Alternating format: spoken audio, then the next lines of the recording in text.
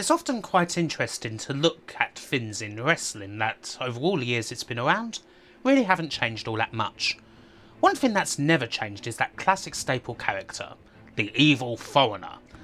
Sometimes they might be based slightly around current events or animosities between two countries. Other times, well, someone's just decided that they'd like to have a foreign heel kicking around. It may seem like old hat, but a foreign heel is almost part of wrestling's tradition, and there's plenty of great ones both in the past and even now. But who was the first? Who can lay claim to that? Considering the murkiness of wrestling's history, that had to be almost an impossible question to answer. But I've always been interested in the story of someone who could possibly lay claim to being, if not the first, then the first to make a serious impact. The original and most feared of the terrible Turks, a man named Yusuf Ismail. Yusuf Ismail's story is eventful and also somewhat brief. You could sum it up in a couple of lines. A man comes over to the United States and spends half a year terrorising the country's top wrestlers, his matches so heated that they frequently ended in riots. In his last match he defeated the man most agreed was America's heavyweight champion, and then left on a ship to return home. However, he never made it back. Ishmael's story came to a sudden end early on the morning of July 4th, 1898, when he and 549 other souls were drowned on the fated SS La Bourgogne. From that point, and going backwards to the first accounts of Ishmael wrestling in Europe, his story spans all of 4 years and approximately 115 bouts, most of which are undocumented. There are almost two stories here, really. One is the stuff of legend, of one of the scariest and most fearsome men to ever grace professional wrestling. The other is the more mundane reality, of a large but hardly defined French port worker snatched up by promoters to play the role of the terrible Turk. We may not know where the whole truth actually lies, but we can look at what's here and try to get as close as possible. And we may be quite saddened at what we actually find. Most of what's been said about Ishmael's European years comes from one source only, a French photographer named Edmond Debonnet, who wrote a book in 1910 called Les Rois de la Lutte, or rather The Kings of Wrestling. Debonnet is one of those who paints quite the fearsome picture of Ishmael, his phenomenal strength and his equally phenomenal appetite. He writes of how the Turkish invasion of French wrestling began when a wrestler named Joseph Doublier was defeated by his great rival, Ferdinand Sabes. Doublier went to Turkey to find wrestlers who could defeat Sabes, and he returned with the 6'2", 250-pound Ishmael, as well as two other fellows named Kara Osman and Hassan Narula. Ishmael's first match would be against Sabes, and according to Debonnet, the Turk defeated him in all of 4 seconds. Sabes attempted a front belt hold, but Ishmael simply grabbed him by the neck, forced him to the ground, and pinned him as if he were naught but a small child. Other accounts by Debonnet focus on Ishmael's brute strength. A quick demonstration of his power to Debonnet's pupils at his physical culture school saw Ishmael snap a broom in half with a quick twist of his hands, pulverise a stack of sugar cubes with one finger, and lift a 200-pound barbell over his head despite holding it in completely the wrong way. And all the while he would eat a seemingly endless line of massive pies that were brought to him. Apparently his phenomenal appetite was more than a match for his strength. Indeed, you may look at the pictures we have of the guy and think that, well, he doesn't look that strong, does he? There's not much definition there. He actually looks kind of fat. He certainly doesn't look like most of the other top wrestlers from this era. Now, of course, strength can be a totally deceptive thing. You don't have to look strong to be strong. But Yusuf Ishmael's appearance certainly adds a fair bit to the mystery surrounding him. So, just who was he? Was he a wrestler? Was he even Turkish at all? Contemporary accounts of the man describe Ishmael just as they would describe many others who filled his role. An absolute beast, the Sultan's champion, capable of terrifying feats of strength and brutality. For one particular promoter, Antonio Pieri, this presentation was his speciality. Pieri, who actually faced Ishmael in the ring in 1895, would spend the better part of 15 years promoting a long line of Turkish wrestlers on tours to the United States, including Ishmael, all of which fit the description of being the Sultan's champion and so on and so forth.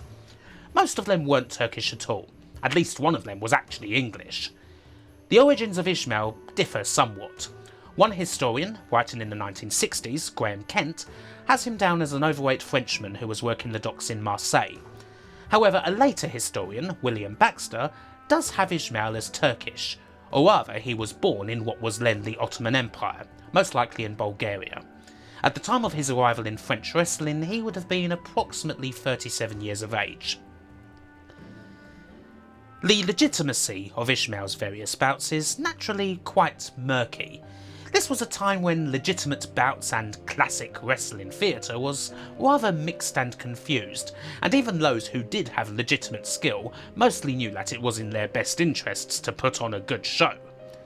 Speaking of good shows, the best account of an Ishmael bout comes from a description of his match against another Turkish wrestler by the name of Ibrahim Mahmut. It reads as follows. I remember the bout between Yusuf and Ibrahim Mahmut.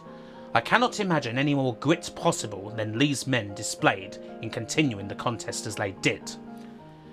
I saw the contest between Mahmut and Yusuf at the Cirque d'Hiver in Paris. Yusuf was the heavier and of more massive build. He was the incarnation of irresistible strength and had unlimited confidence. His harsh face with its look of awful cruelty would have unnerved most men, but Mahmut stood boldly up to him. He was as tall as Yusuf, but not as heavy. His broad shoulders, finely developed body, and undaunted look of ferocity gave him the appearance of a tiger about to spring. As soon as the signal was given, they attacked each other with indescribable ferocity.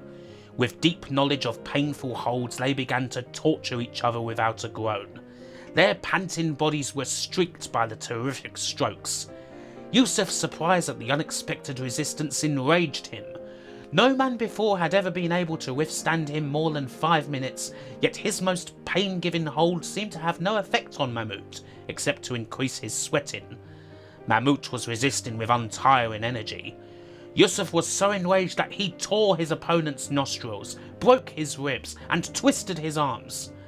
Mahmut was covered in blood, had undergone treatment that would have disabled an elephant, yet he fought gamely on. Finally, the judge and spectators could endure the sight no longer. Tom Cannon, the referee, attempted to separate the two Turks but found it useless. Cannon then began to beat Yusuf with a stick, but still he held on, although he gave such a look in his direction that Cannon knew to draw back. Some spectators and a police inspector with 6 men had to take a hand before Yusuf could be pulled away from Mahmut. 3 police held Yusuf on each side, and when he turned in his frenzied anger, he swung the 6 policemen around like the spokes of a capstan. They were both taken to the station, and an interpreter asked Mahmut if he was not going to lodge a complaint against Yusuf. He answered with great dignity, "Certainly not. We were only wrestling." Ishmael's opponent, Mahmut, is also credited with a quote that seems to sum up brutal matches of this age perfectly. When men wrestle in Turkey, women weep. It's all so vivid, the sort of writing about wrestling and sport you're not likely to find anyone doing nowadays. But, well, how plausible is it? Amongst other things, I am working from a very neat source that compiles a lot of this information together, an excellent article called The Life and Death of the Terrible Turk that so happened to be written by a man named Graham Noble in 2003. Helpfully, Noble's article tracks this account down to a 1927 article written by a strongman named Otley Coulter. Otley says in the article that he has taken this account from an elderly man who had seen the bout in question. However, this is likely not true, as that elderly man did not exist. He was a literary device. In fact, Coulter took the account largely from an old book. That book being the aforementioned La Roi de la Lutte, written by his good friend Edmond Debonnet. As glorious as the account is, few things are quite as pro-wrestling as the referee trying to calm the enraged wrestler down with a stick, or entire groups of policemen being thrown to the ends of the arena as if they were children. Either these things just didn't happen, or they were cunningly worked angles. Who can say? The stories of his bouts with Mahmut, with Sabes, with other names of the day such as Pieri, Paul Pons and various other assaulted victims, would of course find their way to the other side of the pond, to America, along with the terrible Turk himself. Word would have no doubt spread of how Ishmael had threatened to cut his own throat if he ever legitimately lost a match, of how Mahmoud, he who had his ribs broken and nostrils torn apart, was actually the substitute for another wrestler who backed out at the 11th hour due to word that Ishmael was planning to kill him outright during the match over some unknown grudge. He was described as the 32-year-old Alexander the Great of the wrestling world, and, of course, as the Sultan's champion, sent on a mission by King Abdul Hamid II to throw every man who questioned his supremacy, specifically the two top American wrestlers of the day, Ernest Roeber and Evan Strangler Lewis. On February 18, 1898, Ishmael, accompanied by both Dublier and Pieri, arrived in New York. The next 5 or so months would be utterly chaotic. This era of wrestling is filled with some very powerful and colourful figures, not least amongst them the American who would take charge of handling Ishmael and sending out challenges to anyone with a name in the sport. William Aloysius Brady. Brady was an actor and theatre producer who, almost totally by accident, found his way into combat sports when he cast a large Ohio farm boy named James J. Jeffries in one of his plays.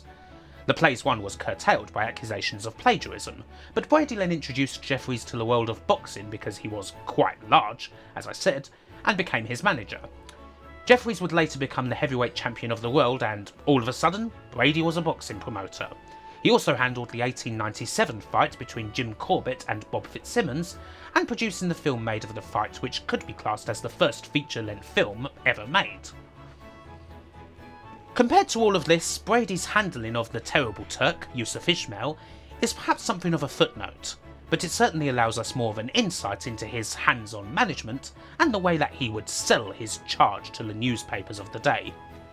As was often the case with top boxers and wrestlers in those days, Brady would take residence with Ishmael at a New York theatre and offer $100 to anyone who could last 15 minutes in the ring with him in an exhibition.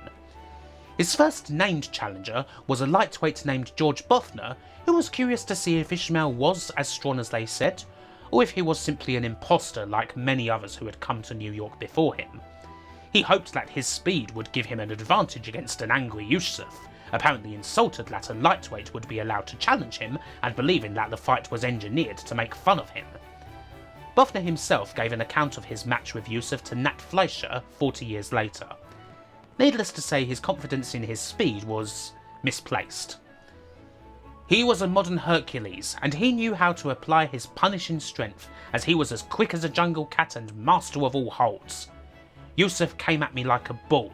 He rushed me right off the mat into a bunch of chorus girls in the wind. The first thing I knew, I found myself helpless. The Turk picked me up as if I was a kitten. Never before have I felt such terrible strength. Before I could give a wiggle or squirm, he dashed me down on the boards with terrific force, knocking all the strength and wits out of me. They told me that after I had landed, Yusuf rolled me over with his foot, looked out over the audience, gave a contemptuous snort, and walked off the stage. When I came to, I was a sadder but wiser young man. Somehow or other I got into my clothes, hobbled out into the street, and started to walk up 3rd Avenue towards my home. Yusuf had given my neck such a wrench that he almost tore it from my shoulders. It was several days before I could look in the direction I was headed. Now, do I believe that was legit? Who knows? But in any case, with performances like this, it would not be too long before Ishmael attracted the attention of the big names, specifically his two named targets, Evan Strangler Lewis, the American heavyweight champion, and the German-American European Greco-Roman heavyweight champion, Ernest Roeber. All of Ishmael's bouts in America were quite eventful, but his bouts against Roeber? Well, they were the show stealers. The matches that would send an audience packed full of well-to-do members of high society into a venomous, bloodthirsty rage. Their first bout took place on March 26, 1898 at the old Madison Square Garden, and it was a total debacle. The main account of the bout, as with a lot of fights of the time, comes from the National Police Gazette. According to them, Roeber wasn't exactly willing to get inside and grapple with Ishmael, and instead he ran around the edge of the platform, doing little but circling Ishmael and making him quite irritated. So much so that after 5 minutes of this, Ishmael rushed Rober out of the ring. Indeed, he rushed him entirely off of the raised platform and into the audience, knocking him unconscious. Ishmael was disqualified immediately, and then got into something of an argument with the crowd, protesting that Rober had fallen off on purpose.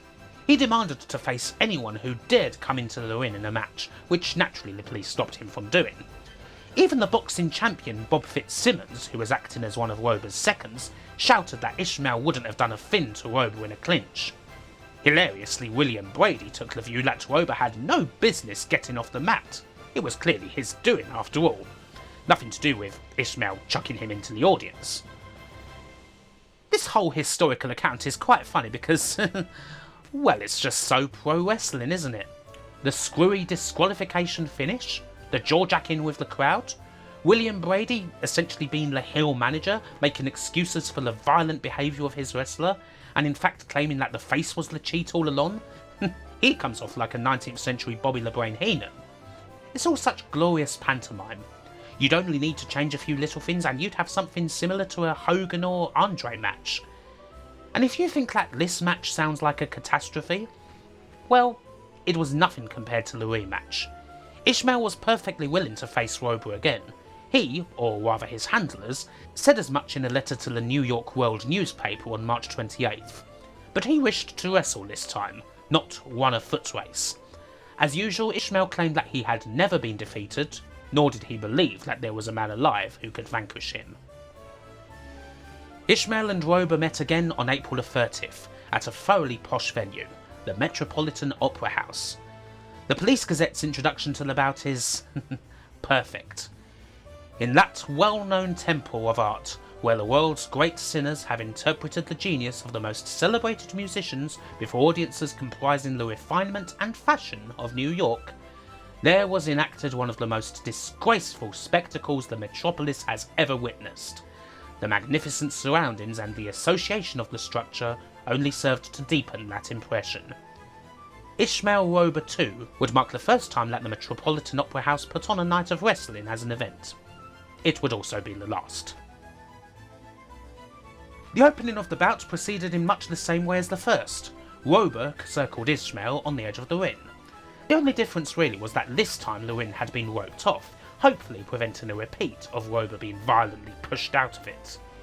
Instead, after 18 minutes of inaction, Ishmael rushed Rober and began throwing him from pillar to post, if anything even more enraged this time by Rober's reluctance to engage. He then poked Rober in the eye, and in response, Rober decided to punch Ishmael twice, square in the nose. And from there, all hell broke loose. The ring was flooded by the seconds and supporters of both men, engaged in a mass brawl. The violence in the ring was eagerly matched by those in the crowd, the people who weren't otherwise shouting things like "Smash him!" and "Kill the Turk!" were busy fighting each other, with reports of rich men in cravats, tops and tails cracking each other over the head with their canes. The sight of Ishmael and Rober going at it in this way had turned even the most well-to-do members of New York society into braying animals. It may have been a disaster as a wrestling match, but it sure got a reaction as a spectacle. By the standards of the time, Ishmael was unquestionably over. The violent aftermath of the second Ishmael-Rober match even produced his next opponent. It's crazy how these events from over a century ago match up with the way wrestling storylines play out nowadays, as the violent climax of one feud leads straight onto the next. And even if it is so difficult to separate fact from fiction when dealing with these murky reports and accounts, it's so entertaining to look back on.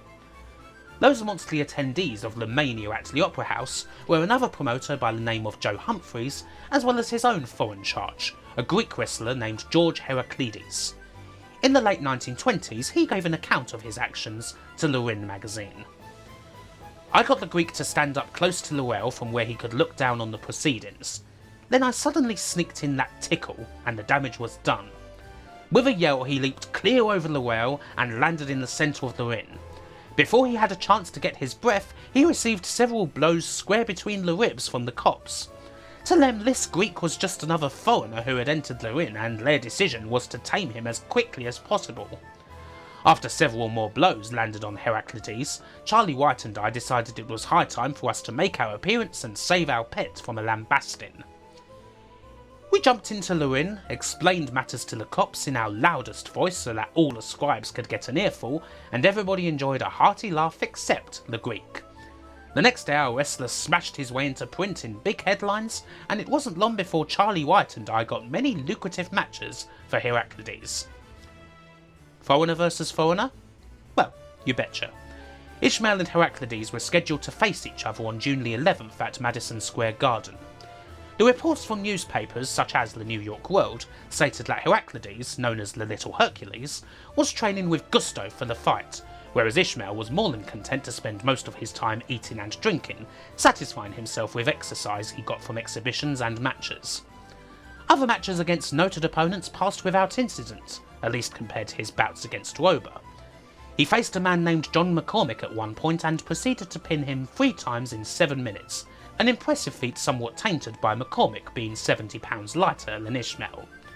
Reports marvelled often at his strength, although they also noted that Ishmael's actual knowledge of wrestling appeared to be very rudimentary and centred around very basic holds.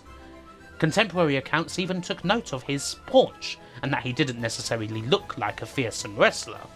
Usually this was accompanied by a comment from his management saying that Ishmael would soon work the excess weight off, although it doesn't appear that he ever did.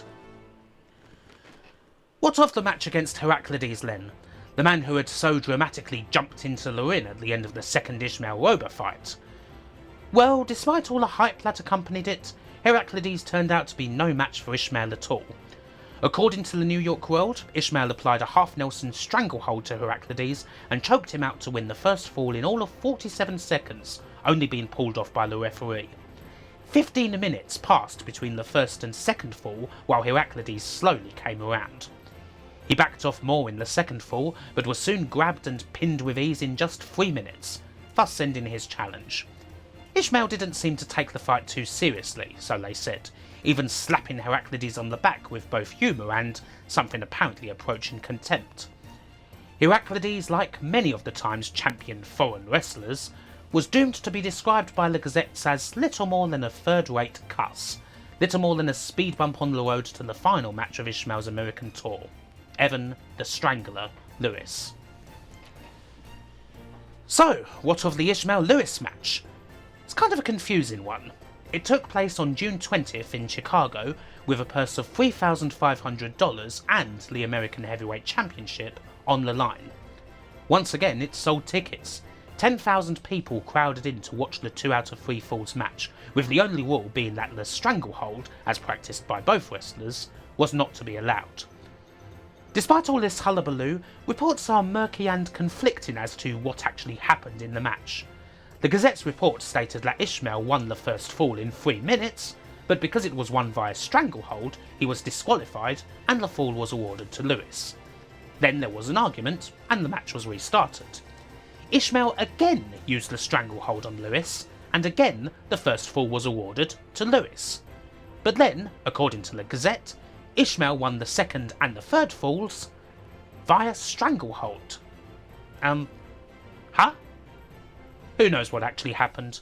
Maybe they just decided to give up on the no strangleholds rule.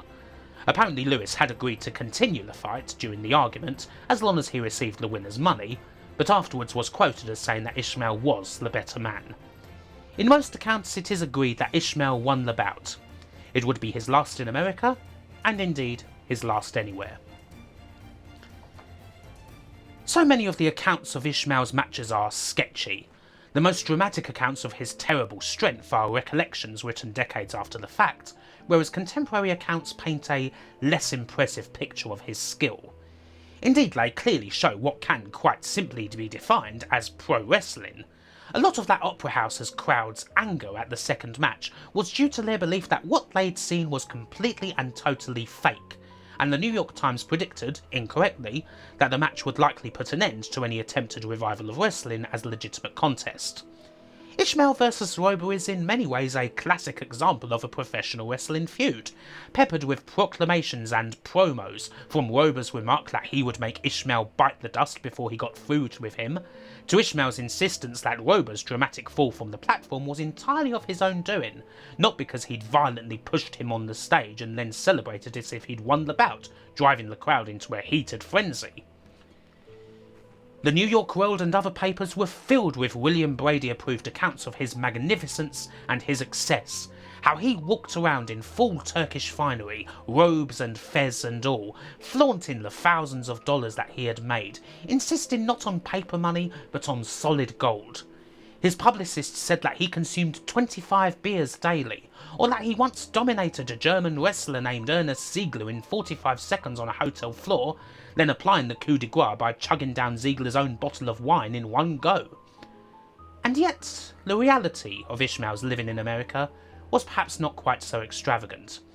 According to Greg Oliver and Stephen Johnson's The Pro Wrestling Hall of Fame, Ishmael's first month in America, under the charge of Antonio Pieri, was spent in a tenement room in the Bowery, earning just $25 a week before Pieri sold him to Brady. I can't imagine that, despite all the flashy sums bandied around in the news reports, the $100 for anyone who could last 15 minutes with him, the $500 for the Rober bout, the $3,500 on the line in the Lewis match, and so on, that Ishmael himself earned all that much more under Brady's charge than he did under Pieri's. It's almost certain that Team Brady took virtually all of the money. The truth of the matter, according to historians like William Baxter, is that Ishmael himself was an illiterate peasant who made very little out of being America's first high-profile foreign heel. Indeed, he was basically conned and swindled out of the money he should have made. For the 5 or so months he was in America, his name undoubtedly sold tickets, but he most certainly didn't make all that much money. It would only be a couple of months after Ishmael's departure from America, and indeed from this world, that Antonio Pieri would be back once again with another terrible Turk in tow, reportedly handpicked by the Sultan himself. The true story of Yusuf Ismail is much more mundane and, indeed, much more tragic, and nothing sums that up more than the story of his death. On July 1st, 1898, a few days after his victory against Evan Lewis, Ishmael's contract with William Aloysius Brady ended. He collected money from his office and then boarded the French steamer SS La Bourgogne on July 3rd, bound for Europe. If one wants more evidence that he hardly earned as much as had been reported in the funny papers, they can find it on Ishmael's ticket. He was placed in steerage, the cheapest ticket possible for his journey back home. Surely someone who apparently loved extravagance and finery as much as Ishmael would consider steerage to be beneath him. Apparently not. But all would be made equal on La Bourgogne, in what would be one of the darkest and most disgraceful hours in the entire history of commercial sea travel. Early on in the morning of July the 4th, in heavy fog, La Bourgogne collided with the British sailing ship Cromartyshire just south of Sable Island, Nova Scotia. Although the Cromartyshire was much smaller, it only suffered negligible damage and was still capable of sailing. However, La Bourgogne was mortally wounded, with compartments adjacent to the collision immediately filling with water. The alarm sounded as the ship began to list, as did whistles and rockets. However, the Cromartyshire misinterpreted these as La Bourgogne offering assistance to them, and they only came to pick up survivors once the fog had cleared and it became clear what had happened. It took just 40 minutes for La Bourgogne to sink after the collision. Of the 726 people on board, 549 lost their lives, including Ishmael. However, the breakdown of who survived and who died is where the story of La Bourgogne gets quite dark. Of the 177 people who survived, only 70 were passengers. Of 300 women on board the ship, only 1 survived. All the children on board perished. Only 3 of the ship's officers survived, meaning that they presumably did what was expected of them and stayed at their post. The main group who largely survived the sinking were, in fact, the ship's crew, and according to eyewitness accounts, they behaved abominably. Forget women and children first, this was every man for himself. The Kansas City Journal reported the following. The last few minutes on board the Bourgogne witnessed some of the most terrible scenes of horror and cruelty that have blotted the history of a civilised race. Instead of heroic discipline, which so often has been the one bright feature of such awful moments, the crew of the steamer fought like demons for the few lifeboats and rafts, battering the helpless passengers away from their only means of salvation, with the result that the strong overcame the weak, and the list of 162 saved contains the name of but one woman. Apparently one lifeboat was filled with 40 women, but in the chaos aboard the ship it was never cut down and the women sank. Even worse reports tell of how crew members would commandeer lifeboats entirely for themselves, would batter away desperate passengers with oars, and even stab them to death in the water in order to prevent them from reaching lifeboats. The one surviving woman, Victoire Lacasse, replied simply when asked why she was the only woman to survive, "Don't ask why I am the only woman who was saved. Better to ask why my husband was the only man aboard who was man enough to save a woman." As for those surviving crew members, well, on their return to New York, the public anger against them was such that they required police protection to save them from quite literally being lynched. And what of Yusuf Ismail? What of the terrible Turk? What do we know of his fate specifically? Well, truthfully, we know nothing at all. He was in steerage and he did not make it. Being in steerage statistically actually gave him more of a chance of survival than being on the upper decks. Almost none of the upper deck passengers on La Bourgogne survived the sinking. But in any case, Ishmael did not. However, in the days after the sinking, stories would spread about the Turk's wretched behaviour on board the doomed ship. However, these stories were not from survivors, but instead from his American management team, William Brady and Company. They said that he acted like a wild beast, with a dagger in hand, ploughing through the crowds of people as if they were nothing. Finally, on reaching the whales, he jumped from the deck to a lifeboat, capsizing it immediately and throwing its wretched occupants into the sea. And whilst he was a strong swimmer, the terrible Turk would finally be undone by his avarice. Having insisted on gold as opposed to paper money for his earnings, he would be dragged down into the depths by the weight of the $10,000 gold belt he insisted on wearing all of the time. Even as the water took him under, he refused to unclip that belt. A true miser to the end, holding on to money even as it quite literally killed him. This is the account that was bandied around papers such as the New York World by Brady's team, specifically by T.W. Burt, his henchman. His story was verified by a champion swimmer named Gus Sundstrom, who tried to simulate Ishmael's fate by attempting a swim with 40 pounds of scrap iron tied to his body. Seeing as he wasn't able to do it, Burt's story was taken as gospel. Brady chided Ishmael for his childish love of finery and sluggish oriental brain, while Burt summed things up with the following paragraph. "I don't believe that Yusuf has left many American friends behind him, for he disgusted everyone with his beastly manners and his extraordinary penuriousness.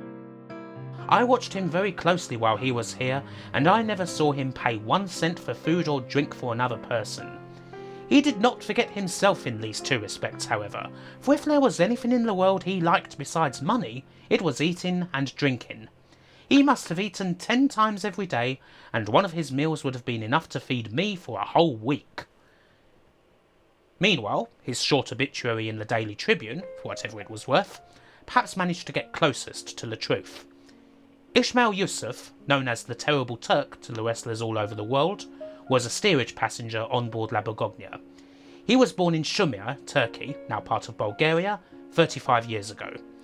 He was 6 feet 2 inches in height and weighed 240 pounds. On his arrival here in January last, he was advertised all over the country as a wrestler, but in some matches he seemed to be more of a prize fighter than a wrestler. When in training, his favourite diet was black coffee and wheat cakes. His career as a wrestler was not a wholly successful one on this side of the Atlantic. Although he defeated all of the men against whom he was matched, he received extremely small compensation for his work. Received extremely small compensation for his work. As mentioned previously, some things about wrestling don't change too much with time. From the 19th century to now, it will always be the case that wrestlers are not compensated well enough for the money they make, for the bones they break, the insults that they pour over their bodies in the service of what's simply called sports entertainment. All the people involved in this story are equal now, they're all long dead. And yet one can't help but feel a tinge of anger at this whole story. Having shown him very little dignity in life, the people behind the terrible Turk couldn't even find it in themselves to give him an ounce of dignity in death, choosing instead to tell tales about his fates that are quite blatantly ludicrous, and it's an embarrassment to newspapers of the time that such things were taken as face value. It often seems even now that wrestlers are still subject to this lack of dignity, even when they have no right of reply. But at the very least, the name of Yusuf Ishmael does enjoy a certain legacy back home. In Turkey they renamed him Koca Yusuf, or Great Yusuf. A writer wrote a comic strip based on his life. In his hometown of Cherna, there's a museum dedicated to his accomplishments, and a statue of him stands proud on a public square in the city of Edirne, famed for its centuries-old tradition of oil wrestling that Ishmael excelled in. As exploited as he may have been, both in his life and in his death, his actual legacy is strong enough to overcome that, and the name of Yusuf Ishmael has a certain immortality, at least in Turkey, that those who exploited him could hardly have hoped to ever achieve. Even if this may not have been a particularly happy story to tell, time does have a way of making things at least sort of right. Bye for now.